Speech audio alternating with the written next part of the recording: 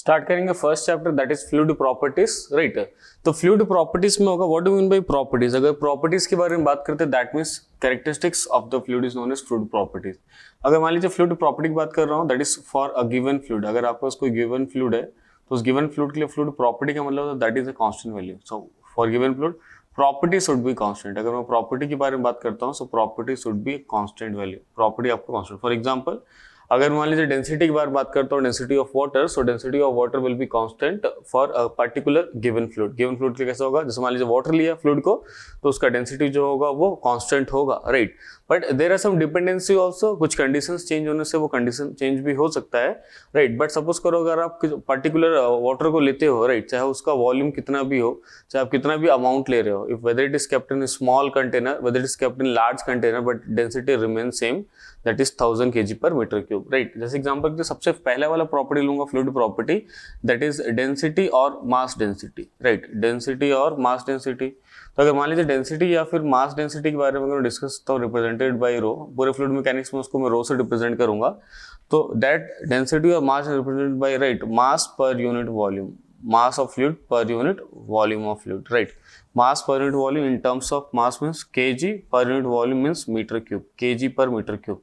kg per meter cube में इसको represent करेंगे। So density equal to mass per unit volume, और simply ऐसे लिखते हैं density is equal to mass per unit volume. इस तरीके से उसको रिप्रेजेंट करेंगे kg पर मीटर क्यूब के फॉर्म में। Now just look at here. तो डेंसिटी जो होगा वो किसी फ्लूइड का प्रॉपर्टी हो गया। फॉर एग्जांपल अगर बात करूंगा what is density of water. Density of water, अगर मैं डेंसिटी ऑफ वाटर के बारे में बात करता हूँ at a particular temperature it is 1000 kg per metre cube. 1000 right kg per metre cube, ये आ गया आपकी डेंसिटी ऑफ वाटर। जनरली हम इतना लेते हैं डेंसिटी ऑफ वाटर ले ली 1000 kg पर मीटर क्यूब ले ली। Now just look at here. अगर बात करता हूँ ठीक है, डेंसिटी जो मास पर यूनिट वॉल्यूम हुआ तो कांस्टेंट लिख लिया। डेंसिटी ऑफ एयर अगर लिखना सपोज करो approximately density of air suppose 1 kg per metre cube, 1 kg per metre cube, इस तरीके से लिख दिए। So density equal to mass by volume, and density जो है पर्टिकुलर फ्लूइड के लिए अलग अलग होता है राइट। वैसे कंडीशन में अगर देखता हूँ डेंसिटी किस पे डिपेंड कर रहा है उसके बारे में देखते हैं। So density depends on right, rho depends on density किस पे डिपेंड करेगा उसकी बात करेंगे। फर्स्ट आप जैसे बोल सकते हैं प्रेशर पे डिपेंड करेगा right, depends on pressure. Second depends on temperature, second जो होगा टेम्परेचर पर अपन डिपेंड करते हैं। वैसे कंडीशन में अगर बात करता हूँ सपोज करो गैस का एग्जांपल, अगर मान लीजिए मैं फ्लूइड के बारे में बात कर रहा हूँ तो fluid as a gas consider करता हूँ थोड़ी देर के लिए, और उसके हिसाब से एग्जांपल दूंगा कि प्रेशर टेम्परेचर पर कैसे डिपेंडेंट होगा। सपोज करिए आपके पास कोई कंटेनर है राइट, इस तरीके से सिलेंड्रिकल कंटेनर है fitted with the piston, piston लगा हुआ है, और वैसे कंडीशन में सपोज करिए राइट पिस्टन फिटेड है, यहाँ पे पिस्टन मूव कर सकता है right. Piston can move in the container up and down right depending on the situation. मान लीजिए यहाँ पे आपके पास इसमें गैस रखा हो, here we have gas in this container. वैसे कंडीशन में मान लीजिए कि सपोज करिए आप अगर हीट प्रोवाइड करते हैं राइट, अगर हीट प्रोवाइड करेंगे वैसे कंडीशन में क्या होगा, suppose if you are increasing the temperature को इंक्रीज कर रहे हैं दैट मीन्स आप हीट को प्रोवाइड कर रहे हैं। वैसे कंडीशन में क्या होगा, आप टेम्परेचर इंक्रीज करेंगे गैस का, तो गैस का जैसे टेम्परेचर इंक्रीज हो gas will expand, gas expand होगा, हेंस वॉल्यूम विल इंक्रीज, तो उसका वॉल्यूम क्या हो जाएगा बताना, इंक्रीज हो जाएगा। अगर वॉल्यूम इंक्रीज हो गया, since I know density is equal to mass by volume, if density is equal to mass by volume right, so यहाँ पे but mass will remain constant. Volume increase कर गया but mass is even right still constant. Mass अभी भी constant है, आपने temperature increase किया, volume increase हो गया बट मास अभी भी कांस्टेंट है।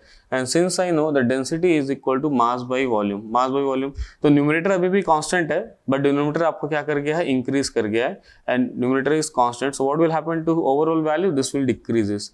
तो आप ऐसे बोल सकते हो कि आपको जो डेंसिटी वो क्या हो जाएगा, डिक्रीज हो जाएगा। So in this case we can say density decreases, तो आपका डेंसिटी क्या हो जाएगा, डिक्रीज हो जाएगा। तो ये आप इसलिए याद रखेंगे, if temperature increases density decreases. आप वॉल्यूम और मास को बीच में छोड़ दीजिए रिलेशन जो फाइंड आउट किया, डायरेक्टली आप ऐसे याद रखिए, टेम्परेचर इंक्रीज होगा तो उसका डेंसिटी क्या होगा, डिक्रीज होगा। मैं गैस के बारे में बात कर रहा हूँ राइट। रिवर्स अगर बात करूंगा रिवर्स हो जाएगा, इफ टेम्परेचर आप डिक्रीज करेंगे तो वॉल्यूम डिक्रीज हो जाएगा, वैसे मास कांस्टेंट, डेंसिटी आपको इंक्रीज हो सकता है।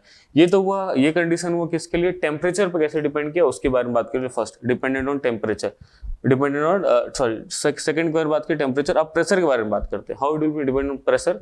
देखिए प्रेशर पे कैसा होगा, सपोज करिए उस वाले सिलेंडर में, वो पर्टिकुलर सिलेंडर जो लिया हूँ जिसके अंदर मैं गैस लिया हूँ, अगर उस वाले सिलेंडर में आप देख सकते हैं इस तरीके से, अगर मेरे पास कहीं पर मान लीजिए पिस्टन है, मूवेबल पिस्टन है, और मैं ऊपर से अगर इसको मान लीजिए प्रेशर अप्लाई कर रहा हूँ, extra pressure is applied here on this gas. वैसे कंडीशन में आप देख सकते हैं कि अगर मान लीजिए आपके पास अगर गैस है तो गैस का देखिए आप प्रेशर इंक्रीज कर रहे हैं, गैस पे प्रेशर इंक्रीज करेंगे, वैसे कंडीशन में देखिए ये जो आपके पास जो पिस्टन है, piston will move downward, move in downward direction. Piston अगर डाउन डायरेक्शन मूव कर जाएगा वैसे कंडीशन में क्या आएगा, गैस का वॉल्यूम कम हो जाएगा, लेकिन ना अंदर जो गैस है ना तो वो बाहर आ रहा है ना तो बाहर से कोई गैस अंदर जा रहा है। That means what we can say in the same, जैसे यहाँ पे आप देख सकते हैं कि जब पिस्टन ऊपर की तरफ जा रहा था मूव करके, वॉल्यूम बढ़ रहा था, लेकिन अंदर का गैस बाहर नहीं आ रहा है, बाहर का गैस अंदर नहीं आ रहा है। That means mass of the gas remains constant, because जो पिस्टन के अंदर जो गैस कंटेंट है उसका मास उतना ही है, क्योंकि वो क्या इंटरचेंज नहीं हो रहा है ना, सराउंडिंग बाहर से चेंज नहीं हो रहा है, यानी कोई बाहर से गैस अंदर नहीं जा रहा है, अंदर से गैस बाहर नहीं आ रहा। That means the mass of the gas remains constant in the cylinder but its volume increases in the previous case. But अगर इस वाले केस में अगर बोलूंगा तो प्रेशर जो हो रहा है उसका इंक्रीज हो जा रहा है, आप प्रेशर बाहर से अप्लाई कर रहे हो तो pressure of gas increases. But अगर मैं आपसे बात करता हूँ क्या इसका मास इंक्रीज हुआ, नहीं, बिकॉज मास तो ना एडिशन हो रहा है ना सब्ट्रैक्शन हो रहा है, ना तो कहीं से मास अंदर आ रहा है ना तो अंदर का मास बाहर जा रहा है। वैसे कंडीशन में आप बोल सकते हो ठीक है, प्रेशर बढ़ाने से आप राइट, प्रेशर बढ़ाने से आपका वॉल्यूम जो है वो रिड्यूस हो गया, आप देख सकते हो राइट। वैसे कंडीशन में बोलोगे what happened to mass, mass अभी भी कांस्टेंट है, और मास कांस्टेंट है since I know that density is equal to mass by volume. So density is equal to mass by volume, mass अभी भी कांस्टेंट है, बट आपका प्रेशर को बढ़ाने से वॉल्यूम अगर कम हो गया है तो वैसे कंडीशन में डेंसिटी क्या हो जाएगा, आपको इंक्रीज हो जाएगा, ऐसा आप सोच सकते हो। तो फाइनली आप बोल सकते हो डेंसिटी क्या हो जाएगा, इंक्रीज हो जाएगा। तो प्रेशर को अगर आप बढ़ाते हो तो डेंसिटी आपका बढ़ जाता है, यानी इंक्रीज हो जाता है, लेकिन अगर टेम्परेचर को अगर आप बढ़ाते हो तो आपका जो डेंसिटी है वो क्या हो जाएगा बताना, आपका जो राइट टेम्परेचर को बढ़ाने से आपका डेंसिटी कम हो जाएगा, लेकिन प्रेशर को बढ़ाने से आपका डेंसिटी कैसा हो जाएगा, ज्यादा हो जाएगा। ये हम लोग देखिए गैसेस के लिए देखे। लेकिन अगर मैं अगर लिक्विड के बारे में बात करता हूँ, right, writing note on liquid के बारे में बात करूंगा तो लिक्विड में ऐसा सच केस नहीं होता है। लिक्विड में अगर आप टेम्परेचर और प्रेशर को बढ़ाओगे तो काफी स्लाइट चेंज होगा, तो ऑलमोस्ट नेग्लिजिबल ले लेता हूँ, इसलिए लिखूंगा right density of liquid is almost constant, density of liquid is almost constant, density of liquid is almost constant, liquid is almost constant, यानी लिक्विड का जो डेंसिटी होता है वो ऑलमोस्ट कैसा होता है ना, कांस्टेंट होता है। अगर टेम्परेचर प्रेशर पे डिपेंडेंट है बट बहुत ही slight, that means we are saying that almost constant लेके चल रहे हैं वैसे कंडीशन में डेंसिटी ऑफ लिक्विड। ये वो first property that is density को देखिए हम लोग। Now next property, second property is right weight density और specific weight, right, weight density और स्पेसिफिक वेट, वेट डेंसिटी और specific weight represented by gamma. कुछ लोग ओमेगा से भी रिप्रेजेंट करते हैं but I will represent by gamma only, right. अब देखिए अगर गामा के बारे में बात करेंगे, weight density, so mass density मतलब मास per unit volume, weight density means weight per unit volume. So here we have weight per unit volume, और वेट पर यूनिट वॉल्यूम इस तरीके से लिखते हैं। Now what is weight, so weight is equal to mg, तो weight हो गया mg divided by per unit volume. Now what is mass per unit volume, that is mass density, so gamma is equal to mass density rho into g। And what should be the unit, what is the unit of gamma, what is weight in terms of Newton and volume in terms of meter cube, Newton per meter cube will be unit। So gamma is equal to rho into g, please remember gamma is equal to rho into g, that is weight per unit volume। इस तरीके से आप देखेंगे। Now depend किस पे करेगा, अगर मान लीजिए गामा के बारे में बात करेंगे, so gamma will depends on, gamma किस पे डिपेंड करेगा उसके बारे में बात करेंगे, it will depend on right temperature पे डिपेंड करेगा, it will depend on pressure पर डिपेंड करेगा, as well as it depends on location means acceleration due to gravity, g पे डिपेंड करेगा। ये दो का डिपेंडेंसी तो मैं आपसे डिस्कस कर चुका हूं, this will remain same as mass density जैसा ही ये रहेगा डिपेंडेंसी इसका। बट लोकेशन के बारे में बात करता हूँ, लोकेशन के बारे में बात करेंगे, देखेंगे जैसे मान लीजिए अगर आपका जी का वैल्यू अगर इंक्रीज हो जाता है, राइट, आप किसी ऐसे लोकेशन पे हैं, सपोज करिए आप किसी, बिकॉज आप देखेंगे तो राइट, सपोज करिए मैं इंडिया के अगर हर एक स्टेट अलग अलग हिल स्टेशन, राइट, और वैली यहाँ पे हो, उस तरीके से अप एंड डाउन की अगर बात करता हूँ तो लोकल एटमॉस्फेयर चेंज होता है, साथ ही साथ लोकल आपका एक्सेलरेशन ड्यू टू ग्रेविटी भी क्या होता है, चेंज होता है। तो जैसे जैसे जी का वैल्यू मान लीजिए आप इंक्रीज करते जा रहे हैं, आप किसी ऐसे लोकेशन पे जहाँ पे जी का वैल्यू इंक्रीज हो गया है, वैसे कंडीशन आप देखेंगे, राइट, आप देख सकते हैं गामा क्या है, रो इंटू जी है। So if g increases gamma also increases, तो वैसे कंडीशन में आपका गामा जो होगा दैट स्पेसिफिक वेट क्या हो जाएगा, सॉरी नॉट रो, गामा, आपका जो गामा का जो वैल्यू हो जाएगा वो भी क्या हो जाएगा, इंक्रीज हो जाएगा, जी इंक्रीज। बाकी दो तो सेम टू सेम होगा जैसे हमने डिस्कस किए थे पहले, उसके हिसाब से सेम टू सेम होगा। कि अगर टेम्परेचर फॉर एग्जांपल आप देख सकते हैं, अगर गैस के बारे में अगर बात करूंगा तो आप सोच सकते हैं कि टेम्परेचर अगर इंक्रीज करूंगा तो उसी कंडीशन में डेंसिटी क्या हो जाएगा, डिक्रीज हो जाएगा, तो सेम हो जाएगा। अगर मान लीजिए टेम्परेचर इंक्रीज करूंगा तो आपका जो स्पेसिफिक वेट है वो भी क्या हो जाएगा, डिक्रीज हो जाएगा, सेम रहेगा dependency, right, just like mass density. बस लोकेशन के बारे में डिस्कस किया हूं कि लोकेशन जी का एक्सीलरेशन टू ग्रेविटी जी अगर बढ़ेगा तो आपका gamma that means weight density या फिर स्पेसिफिक वेट क्या होगा ये भी आपको बढ़ जाएगा। And this is also property of the fluid, right. Fluid मतलब जरूरी फ्लूइड, कई बार तो हम लोग क्या है ना, कई बार हम लोग ना जरूरी नहीं है कि डेंसिटी या स्पेसिफिक डेंसिटी सिर्फ हम लोग फ्लूइड्स की लिखते हैं, कई बार हम लोग सॉलिड लिखते हैं। फॉर एग्जांपल अगर सॉलिड के बारे में बात करता हूँ, suppose we writing about solid के बारे में बात करूंगा तो सॉलिड में सपोज करो एग्जांपल ले लेता हूँ, सपोज करो मैं स्टील का एग्जांपल ले लिया, राइट। स्टील का एग्जांपल जो होता है, स्टील का जो डेंसिटी होता है, अगर बात करूंगा what is the density of the steel, that is mass density of steel, it is near about 8000 kg per meter cube। 8000 kg per meter cube इसका क्या होता है, डेंसिटी होता है approximately 8000 kg per meter cube होता है। वैसे condition में अगर मान लीजिए अगर हम लोग निकालना चाहते हैं what is the gamma for steel, अगर स्टील के लिए अगर मैं गामा लिखना चाहूंगा, what is the gamma for steel, तो अगर मान लीजिए गामा लिखना चाहूंगा स्टील के लिए, so this value will be that is row into ji, right. तो मान लीजिए जी का वैल्यू जो है, suppose ji is equal to 10 metre पर सेकंड स्क्वायर ले लेता हूँ, जी इज इक्वल टू 10 मीटर पर second square and density of steel is 8000, तो गामा इक्वल टू हो जाएगा रो इनटू जी, तो रो का वैल्यू 8000, जी का वैल्यू 10 हो जाएगा। So this will be how much, so this will be right 8000, so this will be 80,000, right, newton per metre cube. So these are the properties of steel, तो density और weight density ऐसा नहीं है कि सिर्फ property है, सिर्फ fluid का प्रॉपर्टी है, it can be written for solid also, वो सॉलिड के लिए भी लिखा जा सकता है। जैसे आप देख सकते हैं कि स्टील के लिए यहाँ पे आपको 100 के एग्जांपल दिया हूँ कि 8000 उसका डेंसिटी होता है अप्रॉक्स, 7800, 7900 और 8000 स्टेप्स होता है अप्रॉक्स 8000 में उसको बोल रहा हूँ। तो डेंसिटी हो गया और साथ ही साथ मास डेंसिटी इसको बोल रहा हूँ, इसको वेट डेंसिटी बोल रहा हूँ, या फिर इसको सिर्फ डेंसिटी, इसको स्पेसिफिक वेट बोल रहा हूँ, इसको density that is weight per unit volume बोल रहा हूँ। तो ये हुआ आपका डेंसिटी हुआ और साथ ही साथ हुआ स्पेसिफिक वेट या फिर वेट डेंसिटी के बारे में बात किए। तो दो प्रॉपर्टी के बारे में बात कर लिए, वैसे ही बाकी सी प्रॉपर्टीज के बारे में डिस्कस करते हैं। नेक्स्ट थर्ड प्रॉपर्टी देखेंगे स्पेसिफिक ग्रेविटी और रिलेटिव डेंसिटी। बेसिकली दोनों में एकदम स्लाइट डिफरेंस होता है, बट मैं डिफरेंस नहीं देख रहा हूँ, मैं सोच रहा हूँ एक्सेलरेशन ड्यू टू ग्रेविटी जो होगा, जी का वैल्यू जो होगा कांस्टेंट होगा, दैट मींस आप सेम लोकेशन पे देख रहे हो। तो अगर मैं स्पेसिफिक ग्रेविटी या फिर रिलेटिव डेंसिटी की बात करूंगा रिप्रेजेंटेड बाय एस, जिसको ऐसे रिप्रेजेंट करता हूँ, दैट मींस ये हो जाता है आपके लिए, राइट, डेंसिटी ऑफ, राइट, इसको ऐसा बोलते हैं हम लोग density of any fluid to density of water के साथ क्या करें, किसी फ्लूइड का कंपैरिजन करें, उसका क्या डेंसिटी होगा। दैट इज वाटर को कई बार लोग बोलते हैं ठीक है स्टैंडर्ड फ्लूइड लेके चलते हैं, इसलिए बाकी सभी फ्लूइड का डेंसिटी जो होगा वाटर के डेंसिटी में क्या करेंगे, उसको मेजर करेंगे, चेक करेंगे कितना ज्यादा है या फिर कितना कम है। इस रेशियो को बोलते हैं हम लोग स्पेसिफिक ग्रेविटी या फिर बोलते हैं रिलेटिव डेंसिटी बोलते हैं। कुछ लोग इसको बोलते हैं राइट, कुछ लोग इसको बोलते हैं स्पेसिफिक वेट, कुछ लोग ऐसे ही बोल देते हैं specific weight of any fluid to specific weight of water, right, specific weight of water का रेशियो भी कई बार लोग बोलते हैं। बट अगर मैं स्पेसिफिक वेट के बारे में बात करता हूँ किसी फ्लूइड का, स्पेसिफिक वेट होता है रो इंटू जी, सो रो इंटू जी हो जाएगा divided by rho of water into g हो जाएगा। इस तरीके से आप लिख सकते हो।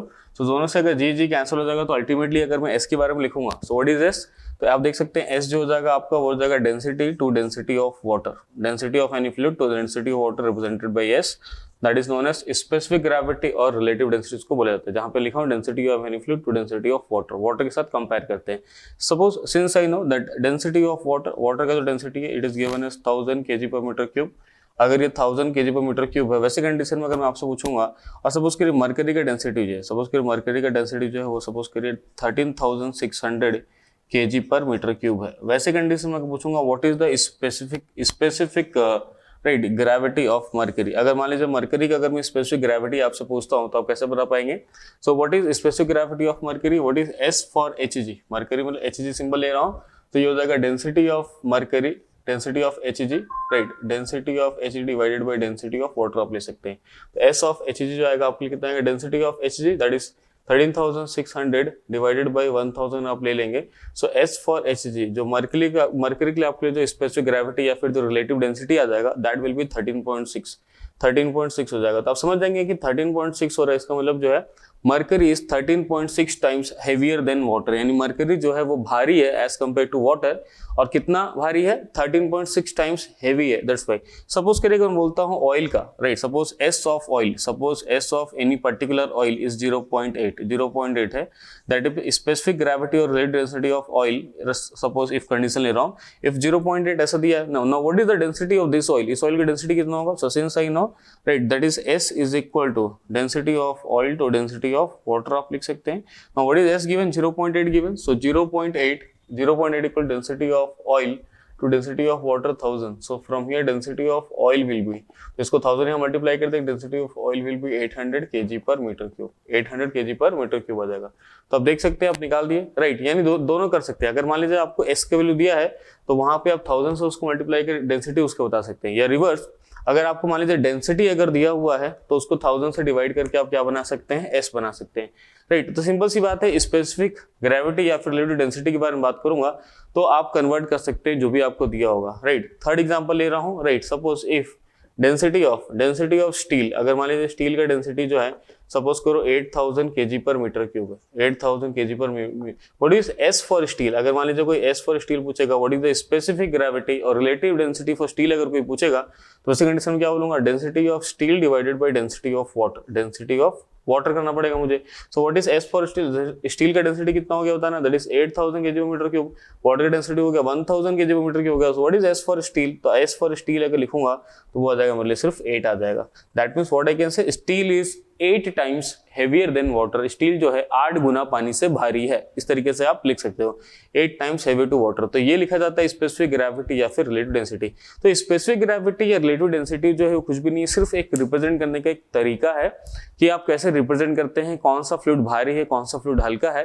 यानी कुल मिलाकर अगर मैं बोलूं तो स्पेसिफिक ग्रेविटी रिलेटिव डेंसिटी जो है ना, वाटर के रिस्पेक्ट में किसी दूसरे फ्लूइड का या किसी दूसरे गैस के, किसी दूसरे लिक्विड का या किसी दूसरे सॉलिड का भी आप बोल सकते हो, राइट। वाटर के रिस्पेक्ट किसी दूसरे बॉडी का क्या डेंसिटी होगा, ये सिर्फ रिप्रेजेंट करने का एक तरीका है, उसके अलावा और कुछ भी नहीं है, right.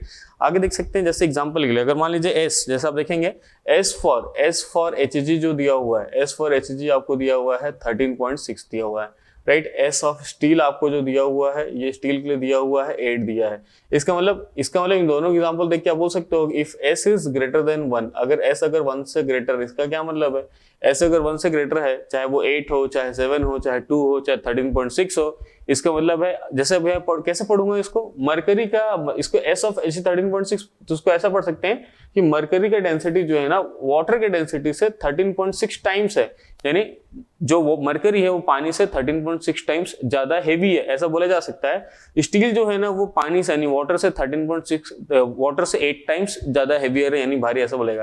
What is S greater than 1, S greater than 1 का मतलब होता है that heavier, that is heavier than, right, कैसे हो सकते हैं, right, heavier than water, water से भारी है तब जाके एस ग्रेटर देन 1 आएगा, right.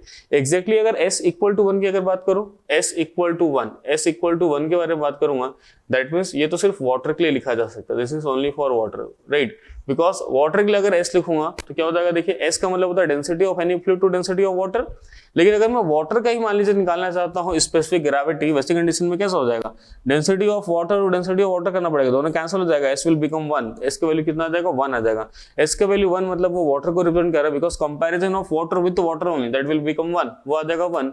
If S is less than 1, suppose करो एस ऑफ ऑयल का मैं एग्जांपल दिया, सपोज 0.8 एग्जांपल दिया, इसका मतलब आप क्या सोच सकते हो, 0.8 मींस आप बोल सकते हो S less than 1। What is the meaning of S less than 1, lighter than water, तो ये हो जाएगा आपका lighter than water, lighter than water, यानी वाटर से हल्का हो जा रहा है, इसको बोल रहे हैं लाइटर देन वाटर, राइट। तो वाटर से हल्का है, वाटर से 0.8 टाइम्स उसका डेंसिटी है, that is lighter than water. If S is exactly equal to 1, that means we are saying it this one is a water. If S greater than 1, heavier than water. If S less than 1, it is lighter than water. ये water से कैसा हो जाएगा, हल्का हो जाएगा। तो आप देख सकते हैं कि स्पेसिफिक ग्रेविटी या फिर रिलेटिव डेंसिटी को मैं कैसे यूज करूंगा। तो इसका क्या पर्पस होगा, अगर गेट एग्जाम के पॉइंट ऑफ व्यू से बोलूंगा तो एक ही पर्पस होगा सिर्फ। अगर मान लीजिए आपको S दिया हुआ हुआ है तो उस पर्टिकुलर फ्लूइड का आप क्या निकाल सकते हैं, डेंसिटी निकाल सकते हैं। या फिर किसी फ्लूइड का डेंसिटी दिया हुआ है तो उसको 1000 से डिवाइड करके आप क्या बना सकते हैं, उसको S बना सकते हैं। बस इतना ही है, उसका कोई पर्पस नहीं होगा, क्योंकि सिर्फ रिलेशन बताता है कि दो फ्लूइड के डेंसिटी में क्या डिफरेंस है। और उसमें से हमेशा एक फ्लूइड जो होता है वो होता है वाटर होता है। वाटर के रिस्पेक्ट में कोई फ्लूइड भारी है, वाटर के रिस्पेक्ट में कोई फ्लूइड हल्का है, तो अलग अलग फ्लूइड का आप डेंसिटी निकाल सकते हो। अगर आपको उसका S दिया है तो वाटर के कंपैरिजन, वाटर का 1000 आप याद रखेंगे, उसके हिसाब से बाकी फ्लूइड का आप निकाल सकते हैं अगर आपको S की वैल्यू दिया हुआ है तब।